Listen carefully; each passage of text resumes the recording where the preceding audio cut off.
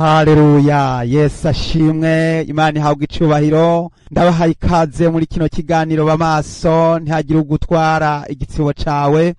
Turagira ngo dusozere igice kigira kabiri c'igitabo c'ivyahishuriwe Yohana, igihimba ca 22.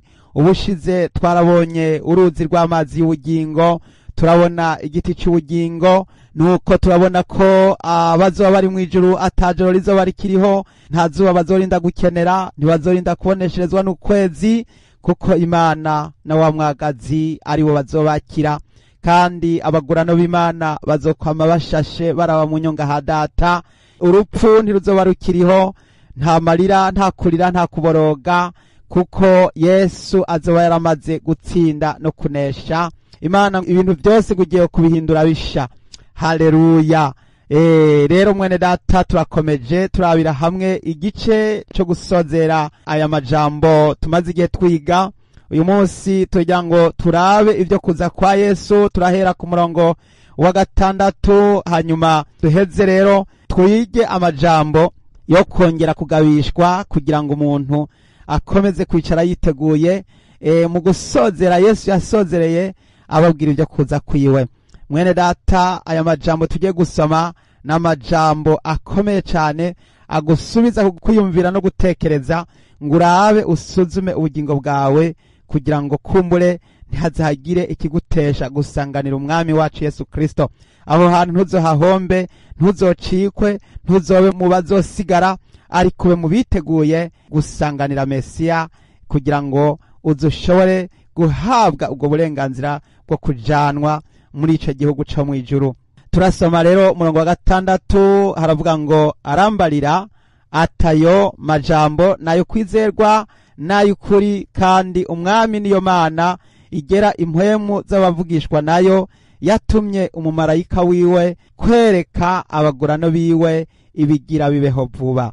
Haleluya. Hano iyi ni ncamake isubira kudusobanurira mu matangura igitabo cy'ivyahishuriwe Yohana igihimba ca mbere, kuko iyo uriko urasozera ugenda usubira mu ntango kugira ngo wibutse abantu, ubasobanurire. Imana hano iragomba kugira ngo isobanurire abantu, ibabwire ko ariyo yatumye marayika wiwe aza gusobanurira ishengero, kuko ijambo ry'Imana rivuga ngo ntaco nzokora ntabanje kwibira abasavyi banje. Nico gituma Imana yarungitse marayika wiwe. Marayika araza abihishurira Yohana, Yohana araza abigeza ku mashengero nduyo muri Asiya. None heraba natwe twaragira ubuntu, natwe duhabwa aya majambo, kandi duhabwa no gusobanurirwa ivyo mpwemu yera ariko arabwira amashengero. Imana rero ngo niyo mwami, Imana igera impwemu z'abavugishwa nayo. Imana niyo igera ingabire n'impano. Imana niyo iriko irategura abantu, niyo iriko irategura umugeni. Umuntu wese yagamburutse kubaha kumvira agiye kugororerwa. Imana niyo igera izo mpano zawe. Imana niyo igera impwemu Imana yaguhaye. Igihe Imana yaremye umuntu yamuhumekeyemwo umwuka w'ubugingo. Ndagira ngo hano rero utongere kumenya ko mpwemu yera twahawe ari mpwemu w'ubugingo. Mpwemu yera gusobanurira, mpwemu yera gutahuza ibitabo cy'ivyahishuriwe Yohana, mpwemu yera gusobanurira ibanga ry'ivyanditswe vyera, kugira ngo mwene Data utahure wige. Iyi niyo Mana irimwe iratuyobora, irimwe iratugaburira rino jambo ry'ubugingo. Haleluya. Ngo yatumye marayika wiwe kwereka abagurano biwe ibigira bibeho. Hari bigiye gushika, ibi bigiye gushika nivyo twabwiwe, nivyo twasobanuriwe guhera mu gihimba ca 6. Yesu amena imatanije intabo ndwi, turabandanya kugenda no kuvy'inzamba ndwi. Abamarayika ndwi bagiye bavuza inzamba, ivyago bisendanisha ku isi. None hanyuma nahaca haza inzavya ndwi n'ivyago ndwi. Abamarayika ndwi bamwe bari bafise ivyago ndwi, kandi muri ivyo vyago hakaba ariho uburake bw'Imana buheraherezwa. Ivyo byose marayika araje arabisobanurira Yohana, aramubwira ibikomeye n'ibihambaye. Ndagira ngo mwene Data utahure ko Imana igukunda, Imana irankunda, Imana iradukunda. Umurongo w'indwi uravuga ngo kandi ndaza vuba, hahirwa uwitondera amajambo yavugishijwe yo muri iki gitabo. Haleluya! Ngo kandi hendaza vuba. Ngiyi intumbero nyamukuru rero ituma dusoma tukiga iki gitabo kandi tugasaba Imana ngo idutahuze. Ngo hendaza vuba, hahirwa uwitondera amajambo yavugishijwe n'Imana yo muri iki gitabo. Mwene data, aya majambo urayitondera? Mbega urayumva? Ubwo urayatahura? Ubwo ibibavuga uravyumva? Ubwo urabitekereza? Ubwo urabitegera? Mbega ubwo uriko uramenya igituma Imana yarahishuye iri banga ikarihishura? Yesu arasenga aravuga ngo data ndaguhimbaza mwami w'ijuru n'isi, kuko wabihishije abanyabwenge n'abahanga ukabihishurira inzoya. Rero ndagira ngo nawe wibaze yuko aya majambo uri kuriga mbega urayakira? Mbega arafise ikibanza mu bugingo bwawe? Mbega urayasobanurirwa? Yesu aravuze ngo hendaza vuba. Yesu araje vuba. Mu gusozera arangije agabisha umugeni, arangije agabisha ishengero. Imana ihabwa icubahiro cyane. Haleluya! Umurongo w'8 uravuze ngo ni jewe Yohana numvise ivyo ndavyibonera, maze kuvyumva no kubibona nikubita hasi imbere y'ibirenge by'umumarayika anyeretse ivyo ngira ndamusenge. Ni Yohana ubwiwe. Mwene data, uyu mumarayika yamweretse ibi bintu. Sinzi ko mwibuka guhera mu ntango ibi bintu Yohana yagiye abibona. Yohana aravuga ati reka mfukame nsenge. Ibi bintu byashikiye Yohana nibigaragaza ukuntu vyamwinjiye mu maraso no mu mutima no mu byiyumviro no mu bwonko. Arabitekereza, aravuga ati ibintu bisize ubwenge bw'abana b'abantu. Aravuga ati n'amahigwe kuba muri Yesu n'umunezero. Kuba muri Yesu uriyumvira guhaguruka, ukiyumvira kwicara, ukiyumvira kuryama, ukiyumvira ico wokora iyo uri imbere ya Yesu. Iyo umaze kugera imbere za Yesu ugacupfuka mu gasenga. Haleluya!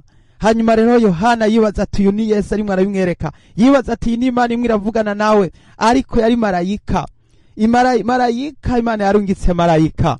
Umva rero marayika aciye abwira Yohana, aramubwira ati oya, sigaho ndumugurana umugenzi wawe kandi mugenzi wa bene so, abavugishwa n'Imana n'uwabitondera amajambo y'iki gitabo.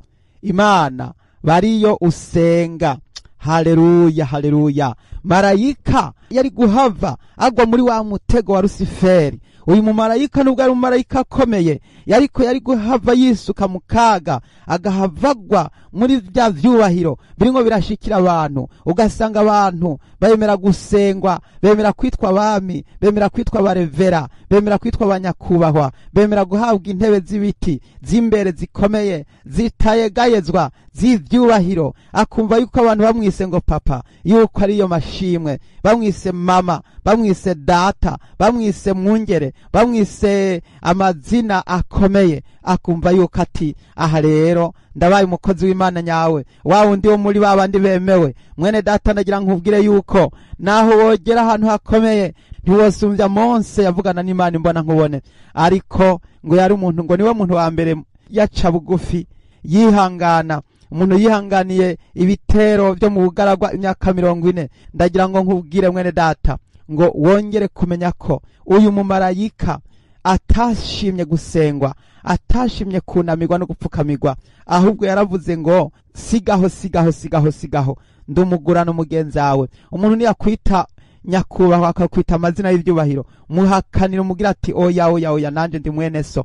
Mubwirira izina ryitwa mwene so, niryo zina ryemewe mwijuru. Mwijuru abantu bitana bene so. Haleluya! Abantu mwijuru bitana bene so. Ngo kandi ndi mugenzi wa bene so, abavugishwa n'Imana n'uwabitondera amajambo y'iki gitabo. Imana bari usenga. Abamarayika bari nabo baharugwa muri bene so, muri bene data. Ni mugenzi n'abagenzi b'abasenzi. Abamarayika n'abagenzi babihangana. Abamarayika n'abagenzi bamera gukizwa. Iyo batemeye gukizwa baca bahinduka abakozi ba Satani, bakaza bamukorera, bagahinduka abadayimoni. Raba rero umutego wa mwansi yaguyemo, yakorokeyemo, yihaye icubahiro, ashaka kwiringaniza n'Imana. None ubu yarakorowe, mwijuru nta kibanza akihafise.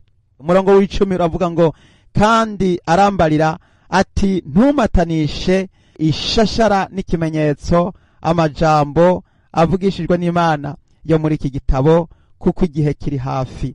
Kumatanisha ishashara ikimenyetso, nukuvuga ngo amajambo y'igitabo cy'ibyahishuriwe Yohana ntabwomba kumatanishwa.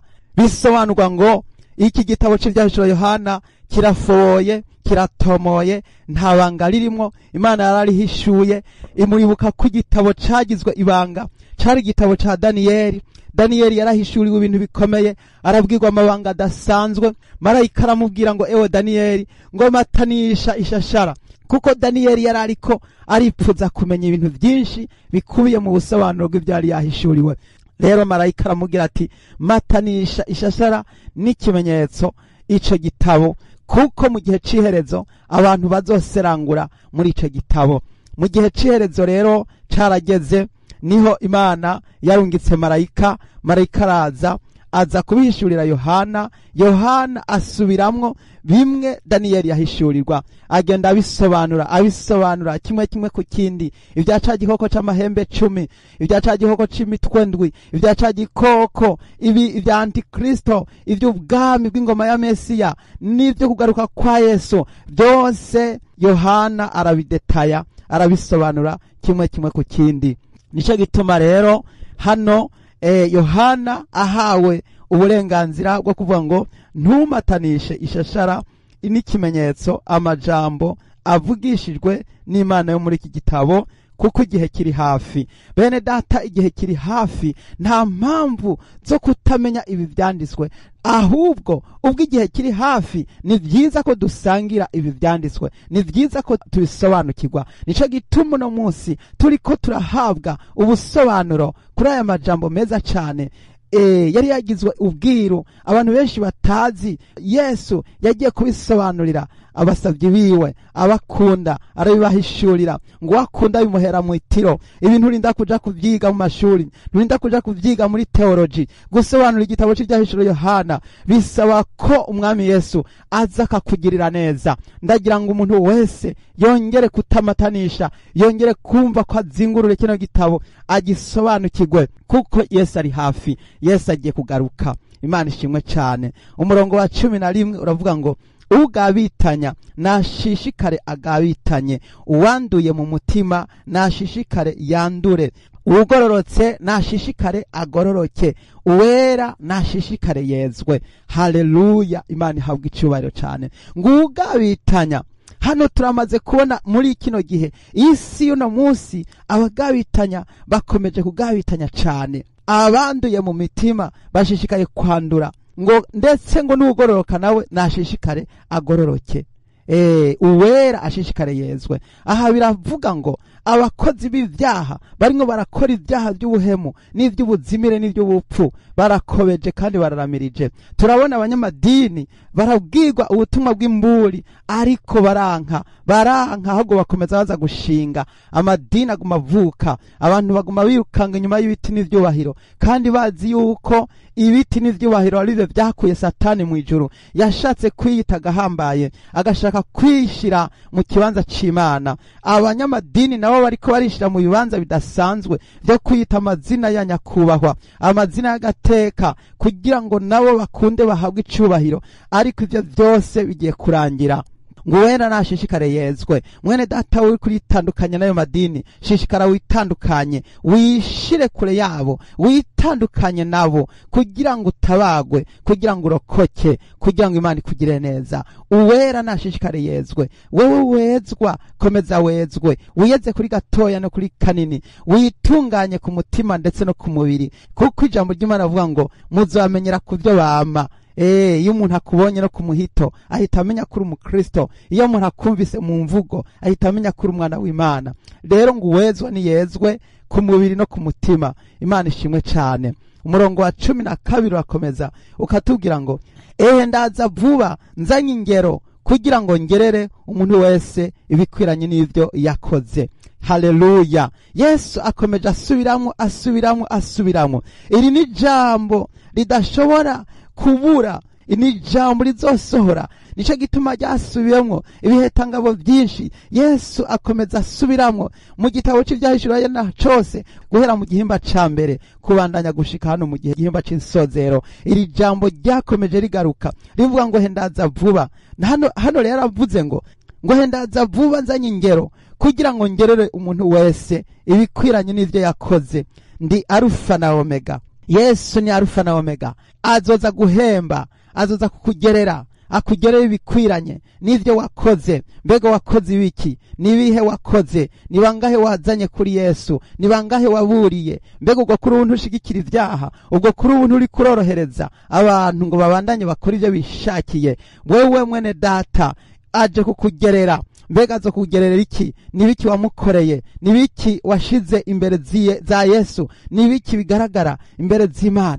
Mbega amazina yawe aranditswe mu gitabo cy'ubugingo, mu gitabo cy'ibikorwa wakoreye Yesu. Buri muntu wese ngo azohemberwa, ngo ntawe uzobura ingero. Buri muntu wese azohemberwa ico yakoze, ngo araje kugira ngo agerere umuntu wese ibikwiranye n'ivyo yakoze. Imana idutabara, iduhe gukora ibikorwa, iduhe gukora ibikorwa byo gusenga, iduhe gukora ibikorwa byo kuvuga ubutumwa, iduhe gukora ibikorwa byo kwitanga kugira ngo dukomeze kuba imbere z'Imana, tube ibimazi bizima vyera. Niko kuyikorera kwacu kogira ikimazi. Imana ishimwe cyane. Haleluya. Ndi Arufa na Omega, uwa mbere n'uwa nyuma, itanguriro n'iherezo. Yesu niwe Arufa, niwe tanguriro, niwe yabonekanye hariya mu gihe cirema, niwe yarema hariya mu itanguriro, niwe Imana yakoresha byose, niwe byose vyaremewe kuba ivyiwe, niwe yaremye byose, niwe yaremye byose vyaremewe kuba ivyiwe, niwe tanguriro, niwe iherezo. Igituma hano ariko aravuga yuko ari Arufa na Omega, ko ari we wa mbere n'uwa nyuma, ko ari we tanguriro n'iherezo. Yesu arimo arasobanura ko ari we yarariho kiriya gihe, niwe yarariho kiriya gihe. Yesu yabwiye abayuda ati Aburahamu atarabaho, jewe namye ndiho. Baca bashaka kumutera amabuye, ariko hano Yesu arisobanuye, aravuze ko ca gihe ciremwa niwe yarariho, ico twita itanguriro. Yesu niwe tanguriro kandi niwe herezo. Haleluya. Niwe agaragaye, niwe agiye kandi kuza kugororera, niwe agiye guhemba abamukoreye, abakoreye Yesu bakabibamwe neza, bakabihagararamwe neza, bakakomeza kwihangana mu bibazo, mu magorwa, mu ntambara, mu bigeragezo. Ntibigeze bacika intege, barakomeje, bararamirije, abo bagiye kugororerwa. Imana ishimwe cyane. Murongo wa 14 bavuga ngo hahirwa abamesura imvune zabo kugira ngo babone kwegera ca giti cy'ubugingo kandi bace mu birimba bashike kuri wa murwa. Haleluya. Hahirwa abamesura, kuko niba atamesura imvune zabo ntibazobasha kwinjira muri rirya hema ry'Imana, ntibazobasha kwinjira muri urya murwa wo mu ijuru, kuko baja kubonana n'Imana bariyeza nk'uko uwo nawe ari uwera. Hahirwa abamesura, hahirwa bariko barezwa, hahirwa bariko barakizwa, hahirwa bariko bariyeza kuri gatoya no kuri kanini, bariko barasaba Imana ngo ibatabare, ngo biyeza kugira ngo babone kwegera ca giti cy'ubugingo, ngo kandi bace mu birimba bashike kuri wa murwa. Biyeza kugira ngo baze bashikeyo batariko amarabaga, batariko imyanda, batariko imicafu, batariko imikorobi, batariko ivyaha bizobabuza kwinjira. Nta munyavyaha azinjirayo, nta muntu y'igihumane azinjirayo, nta muntu afise imyanda azinjiramwo. Mwibuke wa mugani w'umwana w'umwami yaragize ubukwe, hanyuma rero nyenurugo arahaguruka aja kuraba abatumire, aza kuraba uko bambaye, aca asanga harimwo umwe yambaye impuzu z'ubuhoma. Nimwibaze kuja mu bukwe wambaye impuzu z'ubuhoma, nimwibaze abantu biteguye gusanganira Yesu bambaye impuzu z'ubuhoma. Nimwiyeze, nimesura, mesura imvune, mesura imyambaro, mesura ikanzo ryawe, mesura mu mvugo, mu majambo, mesura mu vyuvuga, mesura mu vyukora, mesura mu migendekere yawe, mesura igihe kiri hafi. Yesu araje kuza guhemba ndetse no kugororera. Imana ihabwa icubahiro cyane. Nuko rero umurongo wa 15 uravuga ngo inyuma hazobimbwa n'abarozi, n'abashakanyi, n'abicanyi, n'abasenga ibigirwamana, n'umuntu wese akunda kubesha akabikora. Ano majambo arimo aradusobanurira ko inyuma hazobimbwa imbwa nizo zizoja kwidefire, nizo zizobanziriza. Tuzobona abantu bahindutse nk'imbwa, abantu bahindutse nk'ibikoko, abantu bahindutse nk'ibinyamaswa, abantu bamaze kononekara. Ngo hazoca hakurikira abarozi. Abarozi nabo nyene bazokurikira imbwa, kubera abarozi n'abantu barya inyama z'abantu. Uyu muntu amaze kurya inyama y'uwundi muntu, ntabakira umuntu aba yabaye kuba igikoko, aba yamaze gucika igikoko n'inyamaswa. Umuntu arya uyundi ntabakira umuntu, aba yabaye inyamaswa. Hamwe n'abashakanye, abashakanye bama bashakana, akarara yipfuza, arara mw'irari ryo kwipfuza abagore, yipfuza abagabo, yipfuza imisore, yipfuza abakobwa. Ubushakanye, abantu bashakana ntibazoja mu ijuru. Abantu bashakana bari muri ya defire y'abicanyi y'abaja muri Gehenomu. Ngo hamwe n'abicanyi, abicanyi nabo nyene bazokurikira.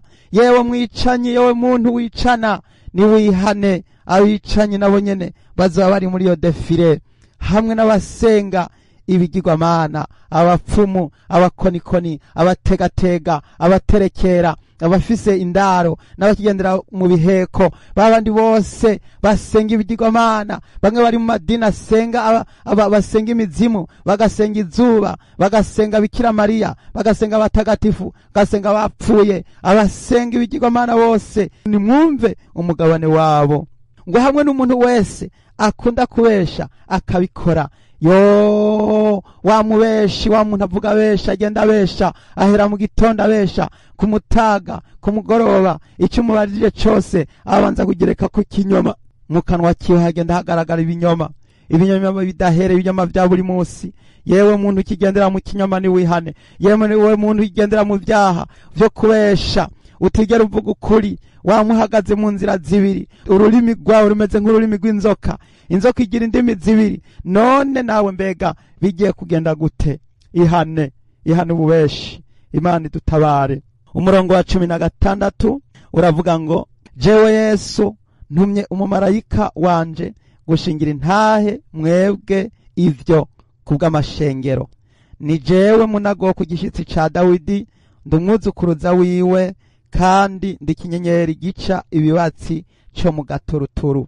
Haleluya, Yesu ashimwe cyane. Hano Yesu arimenyekanishije, aritambulishije, arivuze kuko ari we yandikishije iyi Bibiliya, kuko iyi Bibiliya yitwa Jambo w'Imana.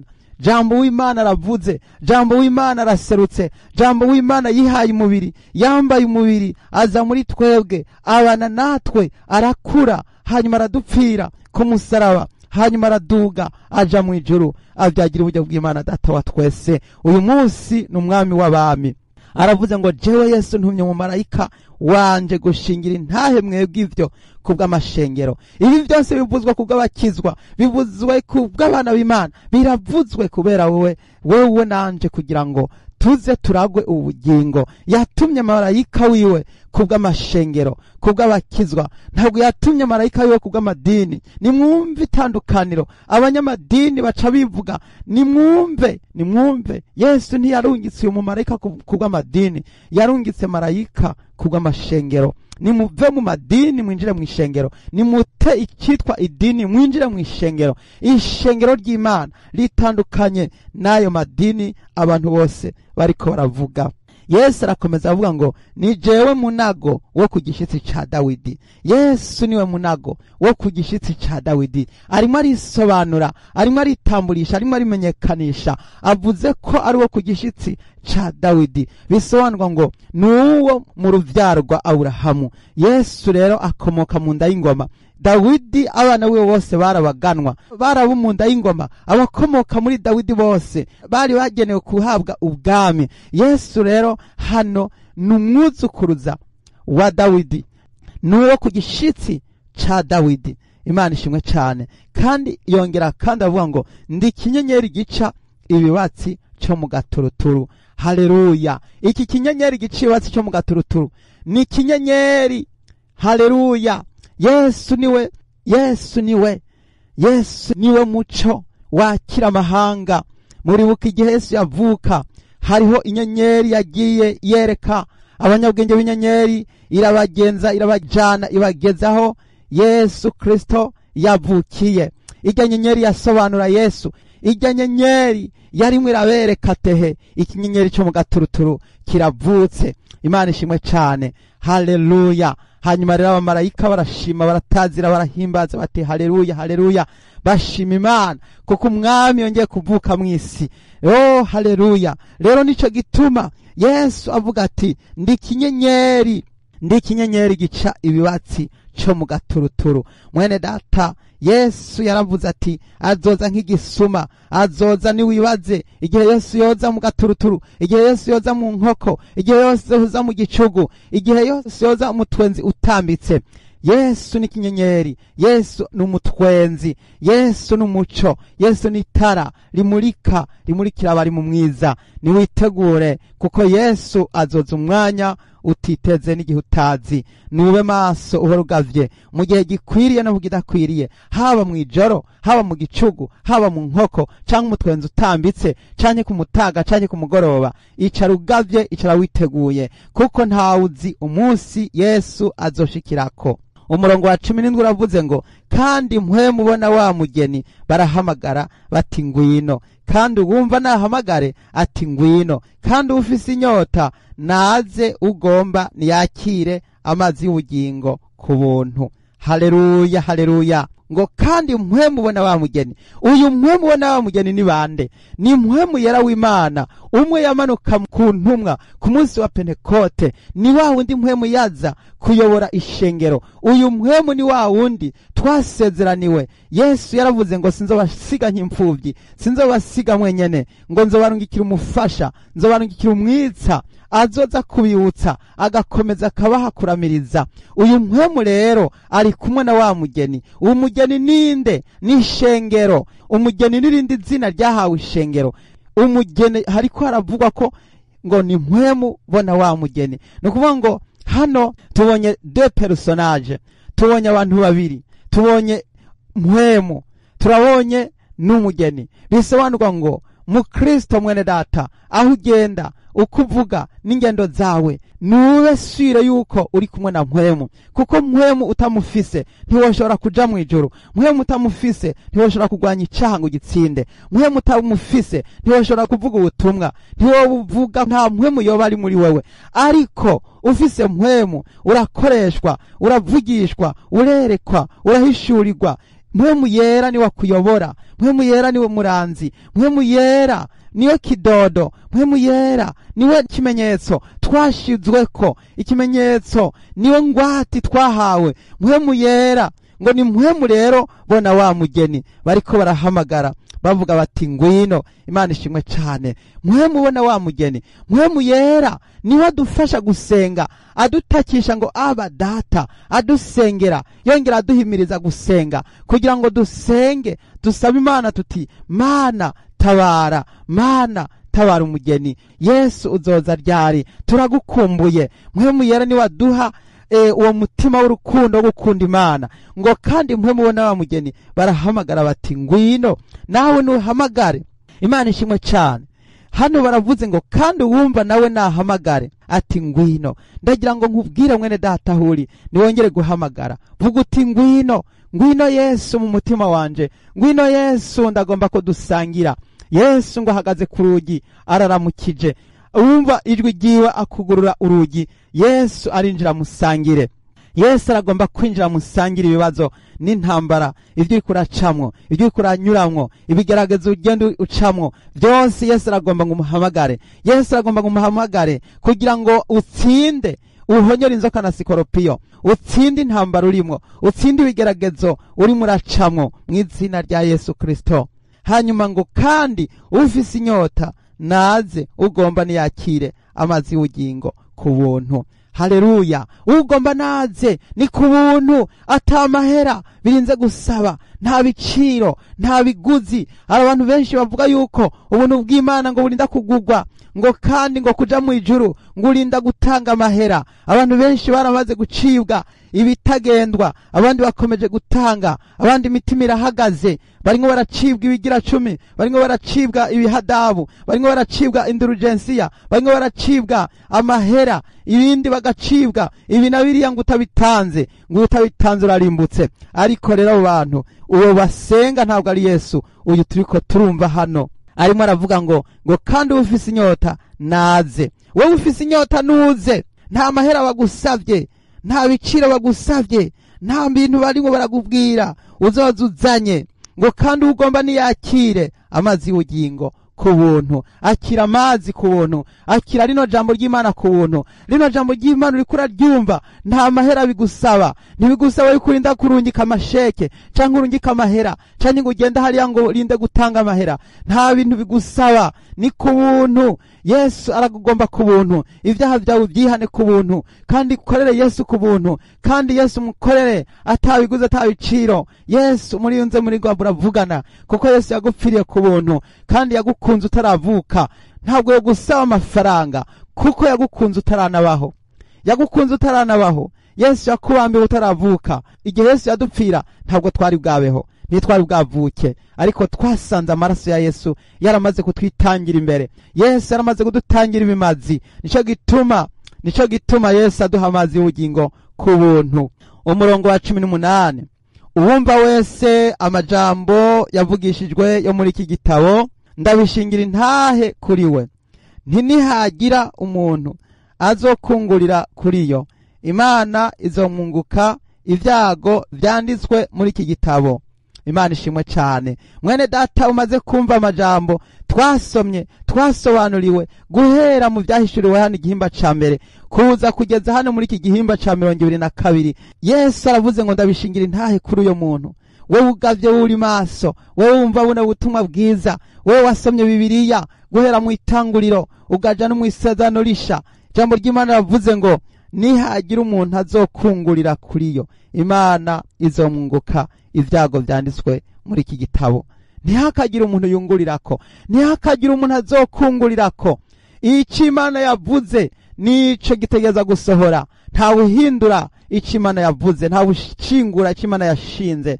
Bene data, mugende mutinya, mwubaha kandi mwumvira, ntimurenze urugero, ntimurenze ibikwiye. Imana ishimwe cyane.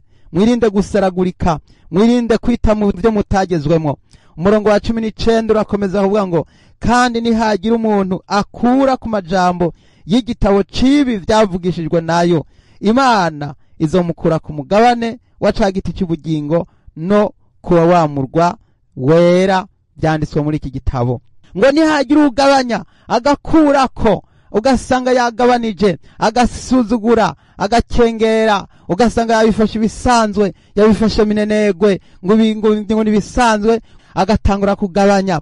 Aho umuntu yo kwihanye neza, aho umuntu yogize umwete wo gusenga, aho umuntu yogize umuhati wo gukomeza gukunda Imana, kuko gukunda Imana urimo urashitsa ya mabwizwa yose ajanye no kubahira Imana, urukundo. Hanyuma rero na yandi mabwirizwa yo gukunda mugenzi wawe nko wikunda. Ugukunda Imana ugomba kugira urukundo rutaruguru heyi, kandi no gukunda abantu ugomba kubakunda, ubabwira ubutumwa bwiza, ubawurira, ukabagabisha, ukavugira ico ijambo ry'Imana rivuga. Ngo nihagira umuntu akurako, ngo Imana nayo izomukura ku mugabane wa cagiti cy'ubugingo. Bisobanurwa ngo ntuzojya kuri cagiti cy'ubugingo, kandi umuntu wese atazojya kuri ico giti azopfa. Umuntu atariye kuri ico giti urupfu rwa kabiri uzomuhitana. Nico gituma mwene data birashakirwa ngo uwo mugabane wo kurya ku giti cy'ubugingo ntuhombe, ahubwo urararitswe kugira ngo ube muri uwo mugabane w'umuzuko wa mbere. Uwo mugabane wo kuzuka kwa mbere, abari mu mugabane wo kuzuka kwa mbere barahiriwe.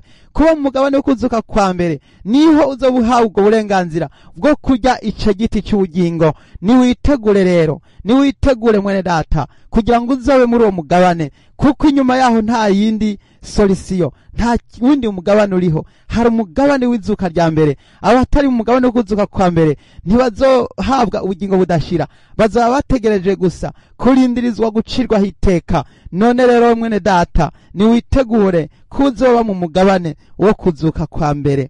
Ngo kandi ngo ku mugabane wa cagiti cy'ubugingo no kuwa wamurwa wera vyanditswe muri iki gitabo nyene. Haleluya! Wa mugabane wo kwinjira mu murwa wera Yerusalemu musha wururuka, mwene data niwagabanya ku vyanditswe vyera vy'Imana ntuzojanwa muri iki gihugu co mwijuru, ntuzojanwa muri uyu mugwa wera Yerusalemu, ntuzojanwa, ntuzokwinjirayo. Ndagira ngo dufate ibihe vyiza vyo kwezwa vyo gusaba Imana ngo idutabare, idukure ko amarabaga n'imyanda yose. Amaraso ya Yesu atweze adutunganye kugira ngo tuzoshobozwe kwinjira muri uyu murwa wera w'Imana wo mwijuru.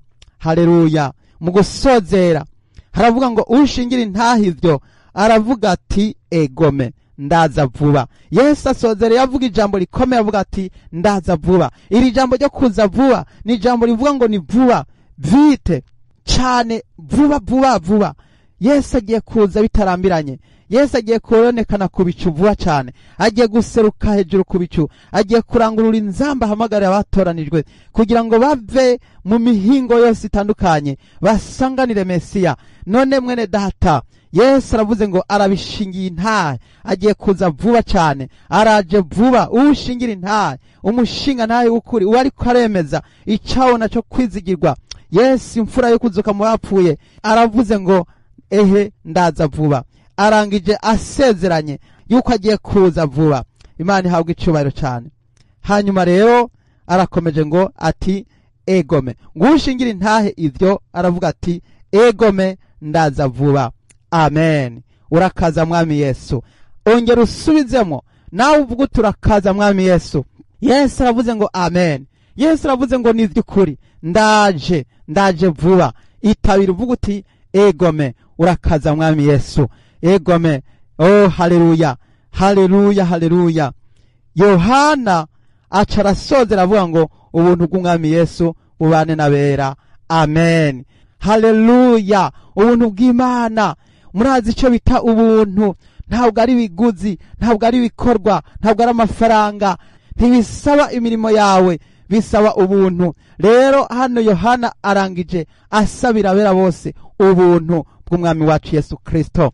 Ndagira ngo mwene data muri aka kanya dufate umwanya wo gusenga tuvuga tuti egome urakaza mwami Yesu. Ongera gusenga uhamagare Yesu mu mutima wawe, mu bugingo bwawe. Birashoboka ukaba waramaze ibihe uri kuracurumba, ujuragirika, utagira uja niyuva, waragiye mu madini urondera Yesu ntiwamusangayo, usangana amadini anyuranya na Yesu, kuko amadini akwega yikwegerako, amadini akorera gihenomu, amadini atuma abantu bazimira, bagatuma usaraba, bagakurikira abantu, bagakurikira agakuku, aho guca mu irembo ripfunganye ugasanga bariko baragenda bazimira, bagenda baca muri rya rembo ryagutse no muri ya nzira y'igihamo. Ndagira ngo dusenga Imana, uhebe icaha, uhebe vyaha bikunze kukwigizingirako, uhebe bwa buyobe na bwa buzimire, ute akabi, uti icaha cose, wiyeze wihane, randura icitwa icaha. Tugiye gusenga. Haleluya. Data wo mwijuru, mu izina rya Yesu Munyanazareti yatwitangiye ku musaraba, ndagushimiye mwami Imana nzima yuko ngiye kutugirira neza. Mwama aya majambo tubwiwe arimwe amajambo avuga ngo ndaza vuba.